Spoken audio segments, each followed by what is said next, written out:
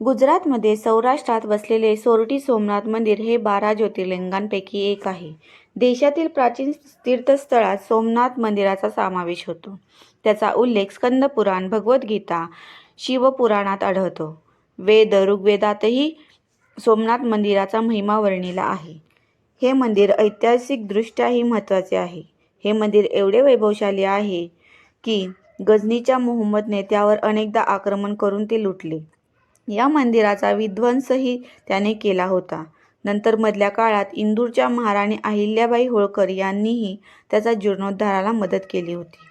सध्या अस्तित्वात असलेले मंदिर हे भारताचे पंतप्रधान व लोहपुरुष सरदार वल्लभभाई पटेल यांच्या अथक प्रयत्नातून साकार झाले आहे. 7व्या वेळेस हे मंदिर बांधण्यात आले असून ते कैलास महामेरू प्रसाद शैलीत बनवले गेले आहे. हे मंदिर गर्भगृह, सभामंडप आणि नृत्यमंडप या 3 प्रमुख भागांमध्ये आहे. याच्या शिखरावरील कलशाचे वजन 10 टन आहे. ध्वजाची उंची 27 फूट आहे.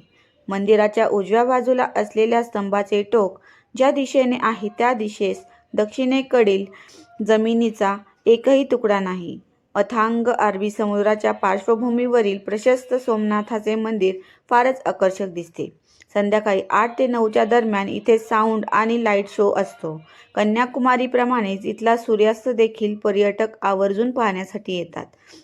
संध्याकाळच्या आरतीनंतरचा लाईट आणि साऊंड शो तासभर चालतो, जो आपणास मंदिराची ऐतिहासिक पार्श्वभूमी समजावून सांगतो.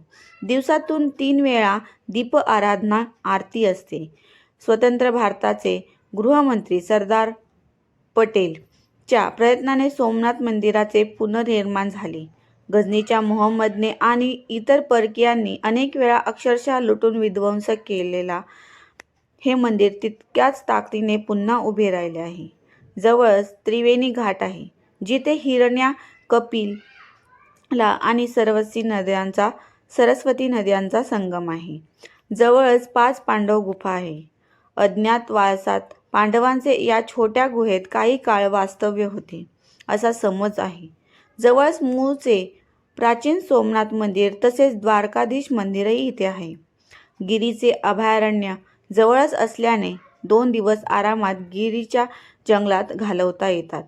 गिरीच्या जंगलात आशियाई सिंह त्यांच्या नैसर्गिक मोकळ्या वातावरणात पाहता येतात, जिथे जाण्यासाठी प्रवेश पास आधीच इंटरनेटवरून घेणे सोयीचे ठरते.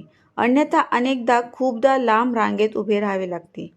येथील गिरनार पर्वत लोकांना अनेकांना आकर्षित करत असतो.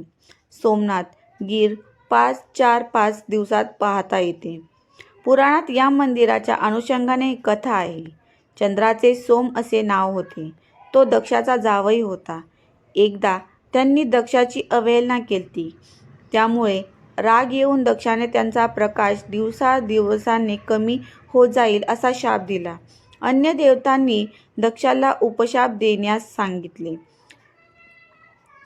तेव्हा त्यांनी सरस्वती नदी समुद्राला जिथे मिळते तिथे स्नान केल्यास या शापाचा परिणाम राहणार नाही असे सांगितले. त्यानंतर सोमाने सौराष्ट्रातील या ठिकाणी येऊन स्नान केले आणि भगवान शिवाची आराधना केली. शंकर येथे प्रकट झाले आणि त्यांनी त्यांचा उद्धार केला. त्यामुळे हे स्थान सोमनाथ या नावाने प्रसिद्ध आहे.